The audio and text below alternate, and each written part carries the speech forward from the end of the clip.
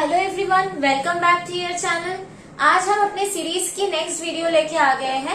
आज हम electrostatic potential and capacitance ये चैप्टर डिस्कस करने वाले हैं। लास्ट वीडियो में हम डिस्कस कर चुके थे इलेक्ट्रिक फील्ड एंड चार्जेस। ये जो सारे चैप्टर है, पूरा चैप्टर हम थॉरली कवर कर चुके थे। अब ये नेक्स्ट चैप्टर स्टार्ट हो रहा है, electric potential and capacitance. Okay, तो लेट्स स्टार्ट। सो पहले जो हमें जानना है दैट is what is potential energy. What is electrostatic potential energy? Okay, we have to know this. Suppose a charge Q is present here. Okay, a charge Q1 is present here, and we are bringing another charge Q2 from infinity to the point here, P point. हाँ, ये जो Q1 charge है ये present है यहाँ पर। Q2 charge को हम इंफिनिटी से इस P पॉइंट पे लेके आ रहे हैं। Okay, so when we are bringing a Q2 charge from infinity to that point, the energy required for bringing that, because ये जो Q1 चार्ज है ये Q2 चार्ज को रिपेल करेगा, उस रिपल्शन को ओवरकम करके, मतलब जो इलेक्ट्रोस्टैटिक रिपल्शन एक्सपीरियंस करेगा Q2 चार्ज को उस इलेक्ट्रोस्टैटिक रिपल्शन को ओवरकम करके इस पॉइंट पे आना है। उसके लिए कुछ एनर्जी की जरूरत होगा, right?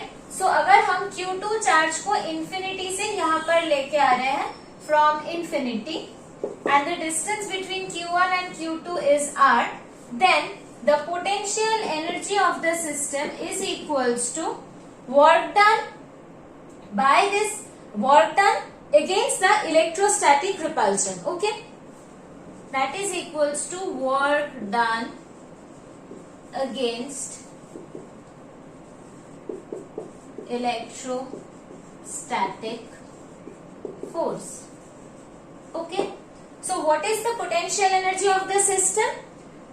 If we are bringing a Q2 charge from infinity to that point P, which is at a distance R from Q1, then the work done by the charge Q2 against the electrostatic force is known as the potential energy of the system. इस Q2 charge को infinity से इस point पे लाने के लिए जितना work done हुआ है, वही वर्क डन इस पूरे सिस्टम में as a potential energy store हो गया है। Okay, so what is the expression of the potential energy for this system? ये इनिशियल पोजीशन था Q2 का, इसको हम यहाँ पर लेके आ गए हैं। अब इस सिस्टम का अगर पोटेंशियल एनर्जी हमें लिखना है तो हमें लिखना है the potential energy is equals to 1/4 pi epsilon naught Q1 into Q2 divided by the distance. Q1 into Q2 divided by the distance between these two charges. This is the potential energy of the system. ये पूरे system का यही potential energy है। अब second question arise होता है कि what is the electrostatic potential? ये हो गया हमारा पोटेंशियल एनर्जी। अब पोटेंशियल का डेफिनेशन क्या है, ये सेकंड क्वेश्चन अराइज करता है। फर्स्ट क्वेश्चन पोटेंशियल एनर्जी हो गया, second question potential. Q2 charge के बजाय अगर हमें क्लास 1 कूलम चार्ज को इंफिनिटी से इस पॉइंट पे लेके आते तो जितना वर्क डन होता उसको हम कहते potential of the system. Okay, Q2 के बजाय अगर हम किसी क्लास 1 कूलम चार्ज को इंफिनिटी से लाके यहाँ पर रखते तो जितना वर्क डन होता that is known as the potential of the system. So यहाँ पर हम देख रहे हैं कि हमें पोटेंशियल एनर्जी को हम U से डिनोट करते हैं। ओके, सो इसको लाने के लिए Q2 चार्ज को लाने के लिए हमें वर्क डन हुआ है U, राइट? क्योंकि हमें पता है Q2 चार्ज को इंफिनिटी से इस पॉइंट पे लाने के लिए जितना वर्क डन हुआ है उसको ही कहते हैं इस सिस्टम का पोटेंशियल एनर्जी। सो हम लिख सकते हैं Q2 चार्ज को लाने के लिए वर्क डन हुआ है U। सो अगर यूनिट चार्ज को हम लेकर आते, 1 कूलम चार्ज को हम इंफिनिटी से इस पॉइंट पे लेकर आते तो कितना वर्क डन होता? Simple unitary method Q U by Q2, right? That is known as the potential of the system. क्योंकि यूनिट चार्ज को लाने के लिए जितना वर्क डन होगा from infinity to that point, that is known as the potential of the system. So अगर potential energy को हम चार्ज से डिवाइड कर दे तो हमें मिल जाता है इसका पोटेंशियल, राइट? सो अगर हम यूनिट चार्ज को यहाँ पर लेके आते तो जो पोटेंशियल हमें मिलता that is equals to potential energy divided by Q2 is equals to, इसको Q2 से डिवाइड करेंगे तो आएगा 1/4 pi epsilon naught Q1 by R, right? This is the potential of the system. Now we are going for a quick recap. Okay. ये Q1 charge यहाँ पर present है. इस Q चार्ज को हम इंफिनिटी से यहाँ पर लेके आ रहे हैं. The distance between Q1 and Q is small r. तो इस पूरे सिस्टम का पोटेंशियल एनर्जी हो गया 1/4πε0 Q1 Q2 by r.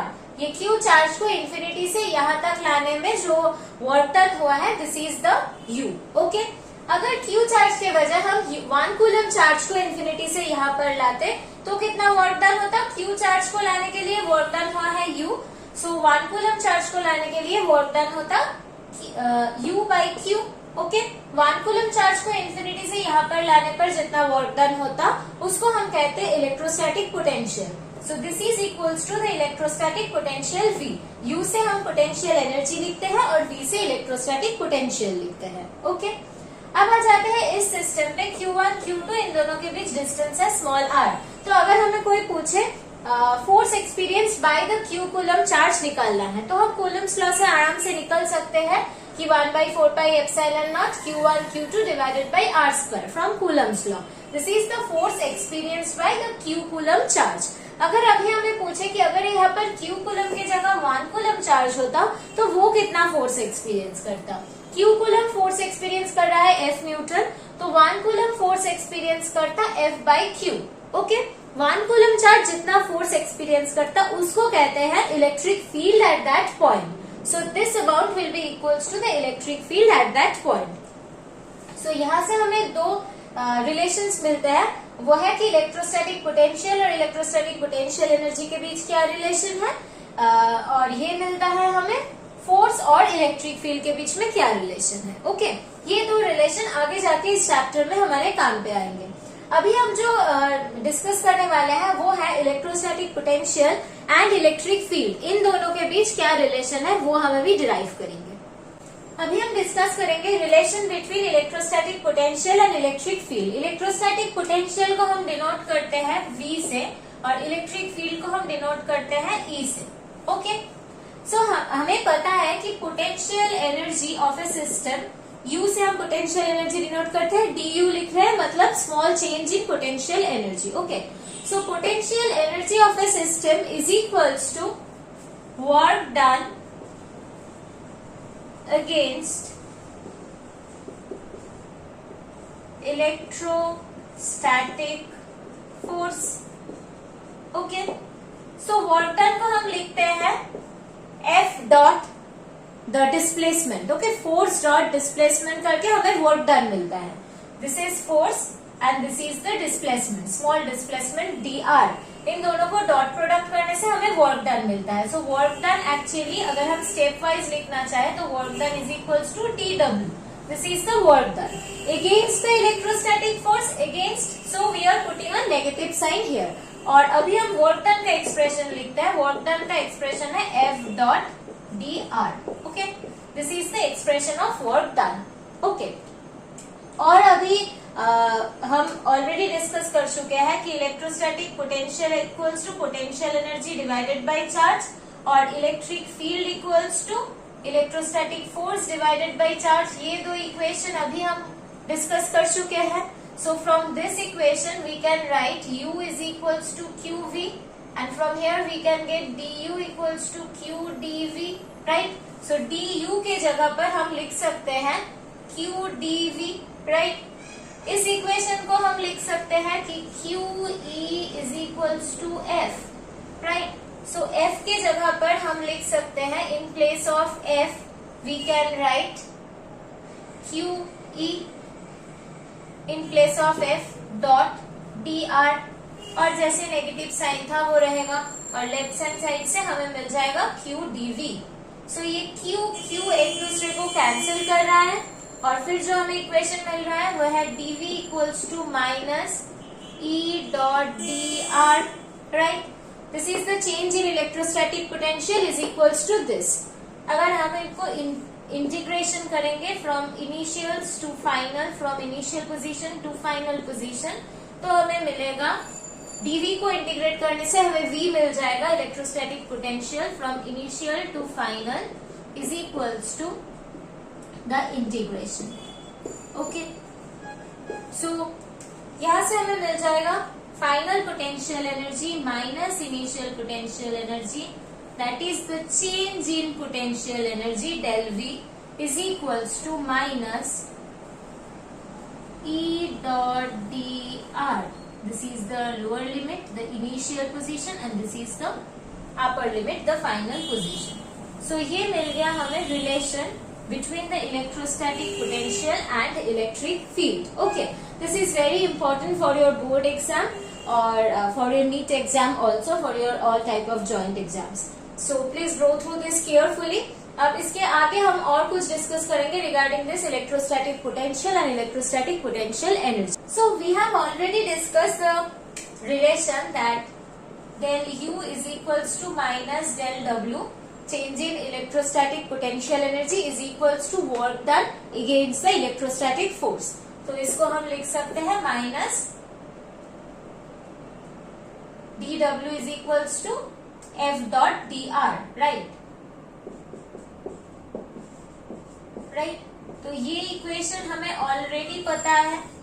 Okay, अब इससे हम क्या लिख सकते हैं? From here we can write F vector मतलब होता है force vector, that is F X I cap plus F Y J cap plus F Z K cap, और D R vector means change in position vector. So इसको हम लिख सकते हैं D X I cap plus D Y J cap plus D Z K cap. इन दोनों का हमें डॉट प्रोडक्ट करना है. तो फाइनली हमें क्या मिलेगा? नेगेटिव साइन को बाहर रखते हैं. एफ डॉट डी आर मतलब दोनों का जो आई कंपोनेंट है, एक्स कंपोनेंट जिसको कहते हैं, इन दोनों को हम मल्टीप्लाई करेंगे, that is F x D x, plus दोनों का जो वाई कंपोनेंट है, इन दोनों को हम मल्टीप्लाई करेंगे, that is F Y D Y, plus इन दोनों के जेड कंपोनेंट को हम मल्टीप्लाई करेंगे, that is F Z D Z. Okay, is equals to D U. This is the relation. So यहां से हम कंक्लूड कर सकते हैं कि del U by del X is equals to minus F X, del U by del Y is equals to minus F Y, and del U by del Z is equals to minus F Z. Okay, these are the relation. Okay, similarly हम electrostatic potential से भी ये same काम कर सकते हैं. At first you note this, then I will go to the pause the video and note this. Then यहाँ पर ही हम डिस्कस करेंगे कैसे इलेक्ट्रोस्टैटिक पोटेंशियल से भी ऐसे रिलेशंस आ सकते हैं.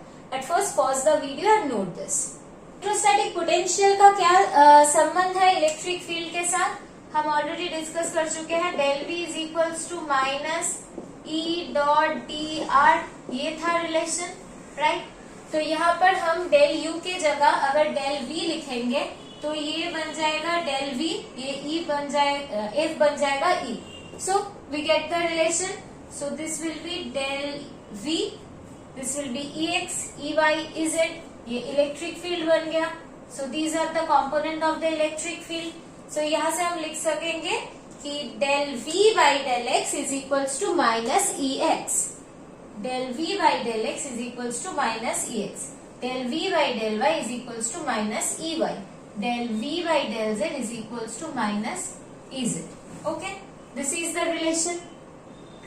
मैं दूसरे बोर्ड पे भी कर सकती थी आफ्टर इरेजिंग दिस, बट मैं यही पर कर रही हूँ ताकि आपको सिमिलरिटी समझ में आ जाए कि कैसे हम u के साथ f का रिलेशन याद रखेंगे और कैसे v के साथ e का रिलेशन याद रखेंगे. तो आपको अलग से याद ना रखना पड़े, आपको दोनों में जो सिमिलरिटी है वो समझ में आ जाए, इसलिए हम एक ही चीज पे जस्ट चेंजेस करके ये इक्वेशन बनाए. ओके, सो यहाँ से हमें क्या मिल रहा है? फाइनली जो हमें कंक्लूजन मिल रहा है वो हम फिर से लिख रहे हैं, और उसके एसोसिएटेड जो न्यूमेरिकल्स आप फेस कर सकते हैं वो भी हम डिस्कस करने वाले हैं. पहले हमें फर्स्ट जो इक्वेशन मिला था वो क्या मिला था कि F X is equals to minus del U by del X, F Y is equals to minus del U by del Y, F Z is equals to minus del U by del Z, right. और E X is equals to minus del V by del X, EY is equals to minus del V by del Y. EZ is equals to minus del V by del Z. Okay, ये सारी equation हमें मिले हैं। अगर हमें U का expression दिया जाए, suppose U is equals to 3x square y plus z, और यहां से हमें बोले कि हमें F वेक्टर निकालना है, so what should we do? We have to use this formula. Before using this formula, we should know the formula जिससे कि हम ये पार्शियल डिफरेंशिएशन कर पाए। ये del u by del x मतलब है कि हमें u को एक से पार्शियली डिफरेंशिएट करना है। तो पहले मैं ये पार्शियल डिफरेंशिएशन दिखा लेती हूँ ताकि आपको आसानी से ये प्रॉब्लम सॉल्व करने में मिल जाए। तो पहले हमें क्या करना है, del u by del x, इसमें हमें जो ध्यान में रखना है, इस del u by del x जब हम कर रहे हैं तो हमें आपको ध्यान में रखना है कि x is the only variable, y z और जो कुछ भी हो इक्वेशन में वो सारे वेरिएबल्स नहीं है, सारे कांस्टेंट है, सिर्फ x वेरिएबल है when we are calculating del u by del x। तो जब हम इसको डिफरेंशिएट कर रहे हैं विथ रेस्पेक्ट टू x, तब हम कंसिडर करेंगे कि सिर्फ x वेरिएबल है और बाकी सब कुछ कांस्टेंट है।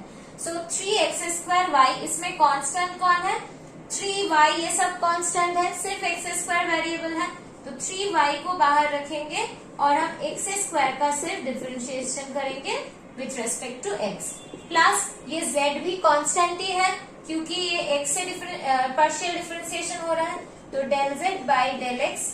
तो हमें पता है किसी कांस्टेंट को हम अगर डिफरेंशिएट करेंगे तो हमारा आंसर आएगा 0, राइट। और ये 3y कांस्टेंट है, x स्क्वायर को डिफरेंशिएट कर रहे हैं with respect to x, so we will get 2x, so from here we will get 6xy। ठीक है, हमें मिल गया 6xy। सिमिलर तरीके से हमें del u by del y निकालना है। जब हम ये कैलकुलेट करेंगे हमें ध्यान में रखना है यहाँ पर सिर्फ y वेरिएबल कंसीडर करेंगे और बाकी सब कुछ कांस्टेंट। ओके, सो इस एक्सप्रेशन में अब कांस्टेंट बन गया 3x स्क्वायर, सो हम 3x स्क्वायर को बाहर रखेंगे, y को del y से डिफरेंशिएट करेंगे, प्लस ये z को डिफरेंशिएट करेंगे, लेकिन यहाँ पर तो z भी कांस्टेंट ही है, सो कांस्टेंट को y से डिफरेंशिएट कर रहे हैं तो आंसर यहाँ पर 0, और ये y को y से डिफरेंशिएट कर रहे हैं तो 1 मिलेगा, राइट। अब आ जाते हैं del u by del z। Okay, अब हम del u by del z calculate कर रहे हैं। यहाँ पर सिर्फ z वेरिएबल है, बाकी सब कुछ कांस्टेंट है, तो ये पूरा टर्म 3x स्क्वायर y पूरा ही कांस्टेंट है, constant divided by z, constant differentiation by z, 3x square y ये पूरा टर्म z के रेस्पेक्ट में कांस्टेंट है, प्लस ये वाला z जो है वह वेरिएबल है, तो del z by del z, ये वाला मिल गया हमें 1, और ये पूरा टर्म जो है ये कांस्टेंट है विथ रिस्पेक्ट टू z, तो this will become 0, so we will get this 1.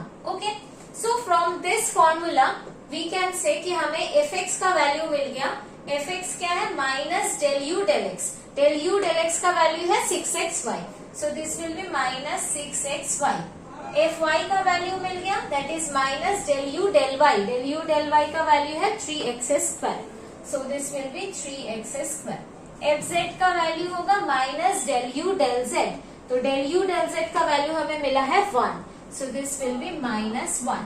तो हमें फोर्स पूछा गया था, तो फोर्स का एक्सप्रेशन क्या होता है, fx i cap plus fy j cap plus fz k cap, so ये हमारा fx है, दैट इज 6xy i cap plus fy है ये, that is minus 6x square j cap plus ये fz है, so minus k cap, this will be our answer. Okay, I hope आपको ये पूरा प्रॉब्लम समझ में आया है।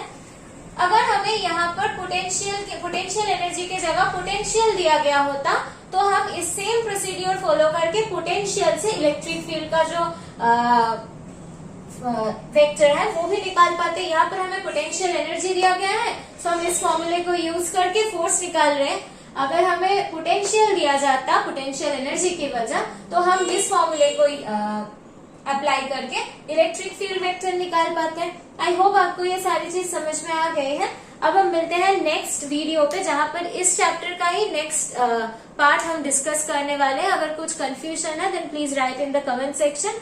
अगर आपको कुछ प्रॉब्लम्स हो रही है मैथमेटिकल पार्ट समझने में कि कैसे डिफरेंशिएट करते हैं, कैसे पार्शियल डिफरेंशिएशन होता है, then please write in the comment section. I will make a separate video on this.